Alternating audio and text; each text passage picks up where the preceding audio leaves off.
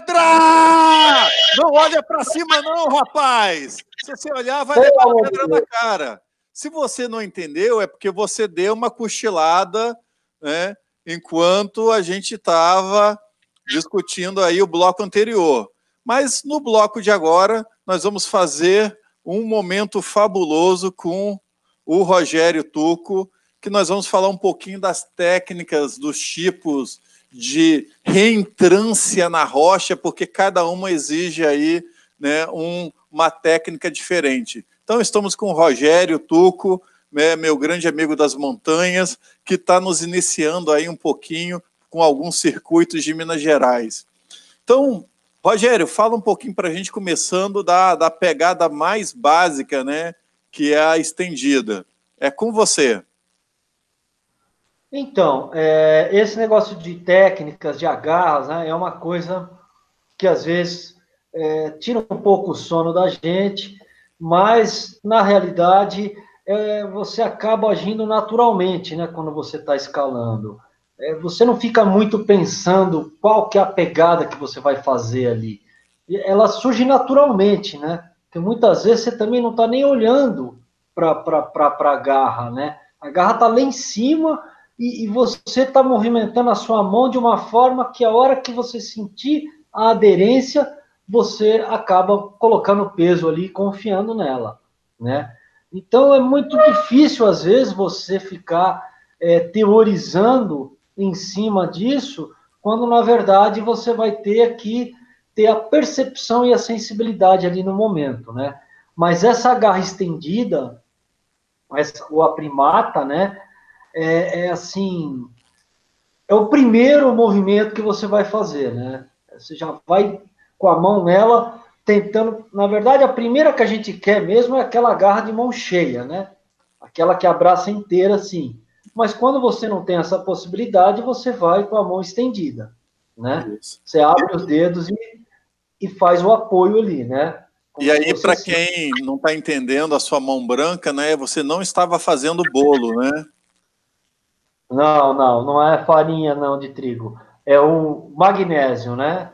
Isso é o pó de magnésio que a gente usa para tirar o suor das mãos, né?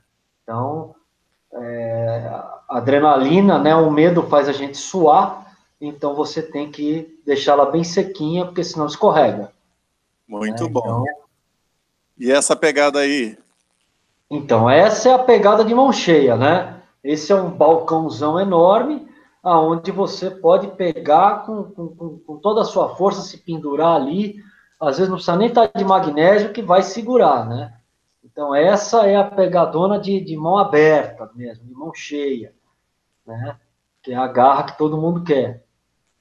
E é uma garra de segurança, né? Você está cansado, você consegue descansar nela. Consegue descansar e muitas vezes essa que está aí você consegue até apoiar o cotovelo nela, assim, né? O braço mesmo. Então você descansa até o punho e tem tempo para pensar, né? Como que você vai fazer e tudo. Até para ficar em pé nela depois, você pode usar o joelho. É bem mais fácil do que qualquer outra garra, né? Muito bom. Você não vai achar isso geralmente num ginásio, né? Mas você reza para encontrar na montanha. Exato. Você acha em escaladas de fendas, né? Escaladas de saliências, assim, você costuma achar. Agora nós estamos aqui com uma garra que você tem que treinar muito, né? Muitos escaladores profissionais vão para o ginásio, pegam e ficam treinando com anilhas, né? Para fortalecer a musculatura para essa pegada. Essa pegada aí eu diria que é uma pegada mista, né? Porque ela numa parte da mão você está fazendo ali uma pegada meio reglete ali e tal, né? E na outra você está apertando o dedo para dar a devida tensão. Então, e ela é meio torta, né? Você vê que a mão tá meio torta um pouquinho ali. É uma garra bem chatinha que a gente fala, né? Aquele lance chato, mas tem que treinar, né? Exatamente. Não é tão você óbvio. treina para depois... Você treina a pinça, você treina o reglete para depois ter um tipo de situação em que você faz meio a meio, né? A mão faz metade de um jeito e metade de outro. Exato. E também aquela coisa, tem gente que tem o dedo mais comprido que o outro, né? Tem a mão menor, a mão maior. Então, às vezes, uma pegada para mim, ela vai ser um pouco diferente do meu amigo, porque não somos simétricos, né? Somos diferentes. Poxa, Mas, excelente observação. pois é. Por Aí exemplo, também... a pegada aberta, minha mão gigante, né? Em algumas situações não vai fazer uma pegada aberta, ao contrário de alguém que tem uma mão pequena, né? Exato, né? Às vezes você não... Minha mão ali já encaixou perfeitamente com essa garra, né? Pode ser que uma pessoa com a mão menor tivesse um pouco mais de dificuldade, né? E aí você pode perceber que a mão aberta está bem agarrada mesmo ali, né? Bem em contato com a garra totalmente. E a outra, ela já está fazendo um apoio, né? Para que eu consiga alavancar bem os meus pés lá embaixo, né? Então, isso é muito importante também, você manter o corpo não muito próximo da rocha, porque senão a tendência é você escorregar.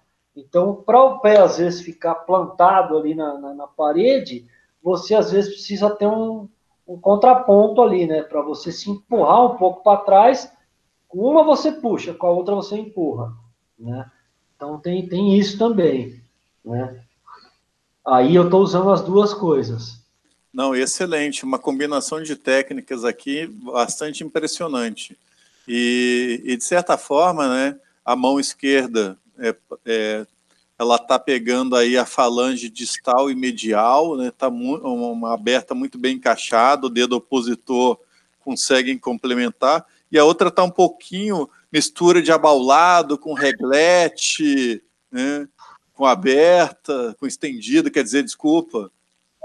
Tá mais para o abaulado, né? Tá mais para um apoio ali mesmo, É, né? mas muito bom. Vamos ver aqui essa outra aqui. Agora começou a doer, né? Agora são a parte da regleteira que a gente fala, né? Então, aí já é aquela garra que você tem que fechar os dedos mesmo, né? Fazer esse movimento e segurar com força, né? Porque, na verdade, o que acontece? A gente tem 4 pontos de apoio, né? Então, você tem os 2 membros superiores e os 2 membros inferiores. Então, quando você está fazendo os movimentos, você fica em 3 pontos, né? Então, 1 ponto, 2 pontos, eles têm que estar bem mesmo firmes, porque você pode ter tirar um ponto para se mexer, para posicionar e procurar uma garra, e um deles, outro, pode falhar, né? Então, você tem que sempre estar em 3 pontos muito bem apoiados. E E um testar. vai projetar. Aí é um reglete que muita gente não gosta, né? Mas quando você começa a escalar em cristais, né? Em abaulado, aí você vê que o reglete é muito bom, né? Então, é tudo uma questão de prática mesmo, né? De hábito. Muito bom. E essa pegada aqui é uma coisa assim, né? É mãe e filha, ouro de mina, coração, desejo de sina, né? Com certeza. Essa daí é uma garra assim, nossa, é uma mãe, a gente chama de mãe, né? Porque é uma beleza. E às vezes ela também pode até servir para você colocar uma proteção móvel, né? São aqueles equipamentos que você tira e o seu companheiro depois retira. Então, muitas vezes essas agarras até elas servem para isso, porque essa é uma agarra funda, né? Então ela permite isso, porque tem aquela agarra mãe que ela é uma protuberância, assim, uma saliência da rocha.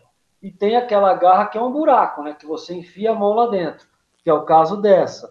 Ambas são agarras de mão cheia, de mão aberta, mas uma é para fora e a outra é para dentro, né? Essa, no caso, é para dentro, você está enfiando a mão lá dentro. Mas Muito ela é bom. perfeita. E para quem está nos observando, depois vai pausando o vídeo e vendo a diferença do posicionamento e da altura do polegar conforme a variação das técnicas. Você vai descobrir umas coisas bem interessantes aí. E aqui mais um exemplo de um regletão na batente. Conta aí pra gente. Esse é o regletão mesmo, né? Aquele bem definido e bem sólido, né? Porque tem aquele reglete que você pega nele, parece uma lacazinha assim, solta, dá a impressão que vai quebrar e cair. Mas esse aí não, esse é aquele reglete que ele tá sólido, né? Você pode confiar e você pode tanto ficar desse jeito, que tá a minha mão assim, ou você poderia deixar assim também, né? Depende muito do escalador, né? Fazer essa distinção. Não sei se tá dando para ver bem o que eu estou fazendo aqui, mas é muito peculiar de cada um, né? Vai depender da força que você tem nos dedos, olha, né? Então, E dá isso para você ver que, por exemplo, nesse caso, você está exatamente encaixando o metacarpo distal no medial. Então, realmente é um reglete que tem uma superfície menor em que você está ancorado em termos de mão, né? Então... como se fosse um gancho, né?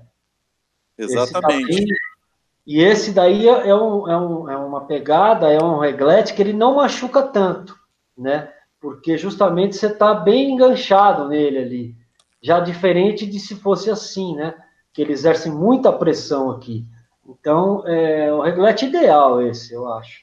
É o que eu Boa mais técnica, gosto. parabéns. Vamos ver a próxima aqui. Isso daqui é importante. Então, esse é um entalamento, né?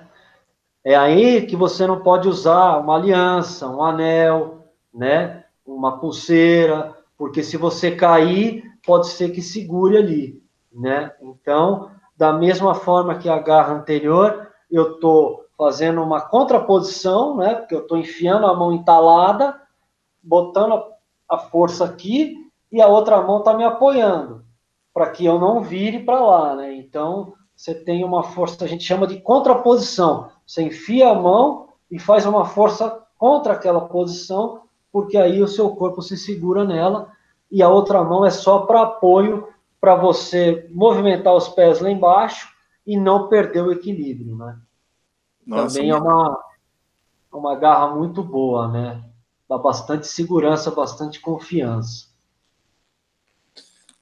então a gente também sabe que a escalada artificial, você tem as agarras que tentam simular a natureza, né?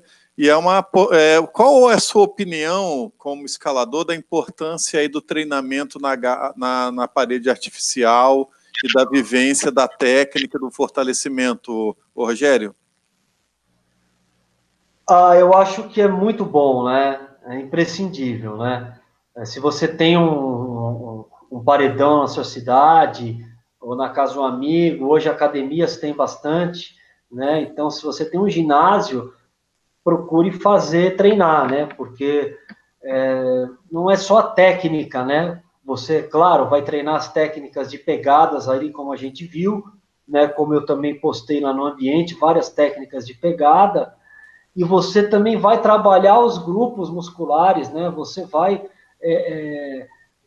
se desenvolver ali, esqueci o termo agora, mas você vai ficar polido de uma forma que a hora que você chegar na rocha, qualquer posicionamento que você tiver ali, você já trabalhou isso, né? Então, você vai ficar mais preocupado com outras questões, porque essa daí, o treinamento, né, a técnica, você já vai ter desenvolvido, né? Exatamente, Rogério. A gente pode até dizer que você vai criar uma memória motora, que o movimento vai estar mais automatizado, e aí você pode gastar mais da sua energia cerebral em fazer a tática, né? Do que ficar preocupando em olhar como que você está pegando, porque isso você já automatizou no treino artificial. Exato, exato. Até mesmo por causa de câimbras, né? Estiramentos, essas coisas, porque esses movimentos você vai ter que fazer na rocha. Mas se você já está lapidado ali, polido no paredão artificial, aí fica bem mais fácil você fazer isso na rocha. E outra coisa é que, né, numa escalada de ginásio, numa escalada indoor, as agarras já são evidentes, né? Você já vê elas e já sabe aonde você tem que pôr a mão. Você pode até dar um bote ali certeiro e você tem a certeza de que ela não vai se desprender da rocha e da parede, né? Da estrutura. Enquanto que na escalada, na rocha mesmo, você não tem essa certeza, né? A garra pode se desprender e você muitas vezes tem que ficar procurando ela, achando a melhor forma de encaixar a sua mão para que aquela pegada aconteça, né? Então, você perde às vezes muito tempo numa mesma posição, se posicionando para tentar alçar outras agarras. E isso consome muita energia, né? Então, você tendo treinado já isso no paredão, você vai tijolar, né? Você vai demorar mais para sentir os efeitos, né, do cansaço ou da fadiga aí na procura por essas agarras, né? Então, e sem contar que tem um fator que a gente dificilmente encontra nos ginásios, que é o quê? Que é o sol esquentando, o vento, esquentando, né? O vento é até bom, né? Mas quando não tem vento e está muito quente, o suor ali, ele acaba que exerce uma pressão a mais, né? Então, tudo isso, se você estiver treinando em ambiente indoor, tudo isso você vai levar para a rocha e lá você vai deixar esse estresse e essa energia para lidar com outras coisas, né? Então, legal. A gente já está agora caminhando para o encerramento, né? Temos mais de 15 minutos de entrevista, e eu e Rogério gostamos muito de incentivar que as pessoas leiam, né? Porque é óbvio que essa entrevista ela é para você poder sentir né, as primeiras impressões a respeito, mas é sempre bom estar estudando. E aí o Rogério está sugerindo um clássico, um autor clássico com vários livros sobre trilha, sobre escalada, sobre montanhismo. Fala um pouquinho aí da sua dica de leitura, Rogério. esse livro aí é um livro que fez história, né, no nosso meio, no Brasil. É um livro do Sérgio Beck. Ele era muito procurado e hoje em dia eu não sei se ele está disponível mais, porque eu nunca mais vi esse livro à venda, né? Eu não sei como é que anda as edições hoje, mas é um livro muito bom, um livro que quem tiver a oportunidade de ter, vale muito a pena ter, apesar de ele ser um livro bem assim, lúdico, né? Hoje você tem outros livros com fotos, com imagens e com equipamentos mais apurados, né? Ele traz muita técnica, mas ele é um livro mais antigo, então ele não tem tanto apelo visual, tanto apelo tecnológico. Mas ele até hoje, as técnicas, os procedimentos, eles são absolutamente os mesmos, né? Então, Beleza, então Sérgio Beck aí é uma referência com vários livros. E tem mais esse manual de técnicas de escalada? Conta aí pra gente. Então, esse aí é um livro que hoje em dia ele substituiu qualquer tentativa que a gente faça de elaborar uma apostila ou de fazer um material didático para dar num curso de escalada. Não, não, esquece tudo isso. Recomendo esse livro. Esse livro já traz tudo, né? Ele é constantemente atualizado, ele traz todas as técnicas, todos os equipamentos, tudo que você precisa saber ele traz, né? Então, eu, quando dou o curso de escalada, eu já dou esse livro para o meu aluno, para que ele já saia daqui com esse livro e não se aventure aí com outros livros ou com outros materiais. É claro que na internet você acha um monte de coisa, mas esse livro é, assim, livro de cabeceira, né? Então, temos mais uma obra também recomendada do Faria. o Antônio Paulo Faria, um excelente montanhista, fez várias obras também.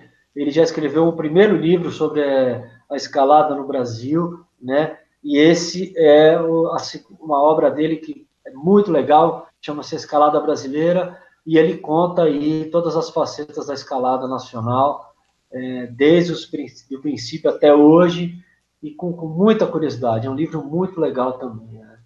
Aconselho para quem quer ir um pouco mais a fundo na história, principalmente.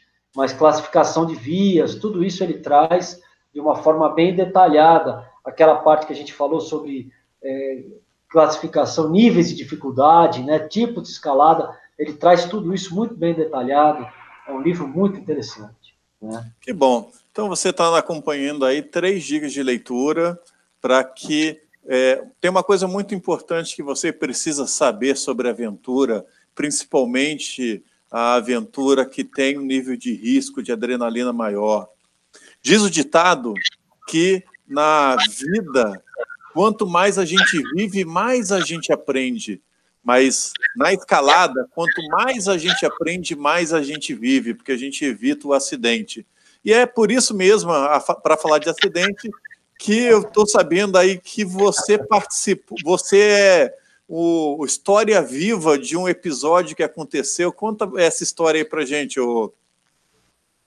Pois é, rapaz, essa aí foi um episódio que ficou marcado, né? Porque a gente estava escalando, era a minha segunda escalada em via longa, né? Isso foi em 99, e uma via bem grande no Pedralva, né? Um paredão de 320 metros de altura, e de repente a gente escutou uma explosão, cara, num estalo, e a gente olhou para cima e viu que vinha vindo um carro descendo montanha abaixo, né? E esse carro deu 3 quicadas na rocha, assim, na terceira ele desintegrou igual um Fórmula 1, quando bate no muro. E os destroços vieram na nossa direção e passaram a 20 metros da gente, né? Então, foi uma avalanche mecânica aí, que a gente imediatamente abortou a escalada e fomos ali de encontro aos destroços, né? Já imaginando encontrar uma cena trágica. Mas, para nossa surpresa, só tinham peças, né? Não tinha ninguém dentro, e foi um evento que ficou famoso, porque eu cheguei no outro dia, liguei para o meu instrutor, falou, pô, rapaz, escalada é perigoso mesmo, né? Você não me falou que eu podia morrer atropelado na via. Ele falou, mano, que história é essa? Eu falei, pô, eu contei para ele, né? E isso acabou se tornando uma lenda, né? E está lá até hoje, né? O Jeep faz parte da referência de aproximação, da trilha de aproximação, né? Então, se você encontrar os destroços do Jeep que caiu lá, você está indo na direção certa, né? Mas foi um evento assustador, né? Que, assim, não aconteceu nada, né? Mas poderia ter acontecido. E É faz o parte, típico né? contando, ninguém acredita, né? Não acredita, né? Eu tirei fotos, tudo, eu não tive a oportunidade de colocar aí, mas elas estão disponíveis em sites aí na internet, tudo, e naquela época também a gente não tinha máquina digital, né? Eram máquinas analógicas de filme, de rolo, tudo, então muitas queimaram, mas deu para fazer o registro e acabou que a história ficou conhecida aí em nível nacional, né? Foi até parar no livro, Pois é. mas tá ótimo, né? Foi legal.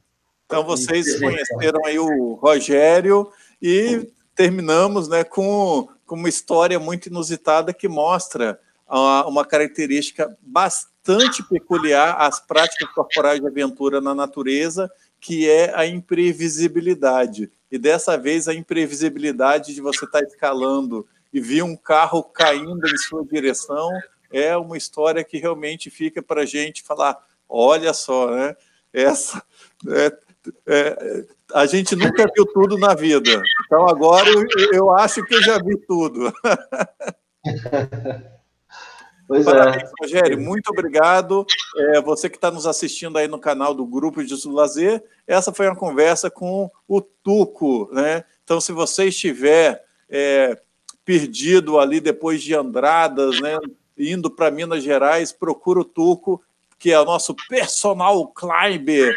Tuco, aí com a sua mensagem final para dar um abraço aí quem está nos assistindo.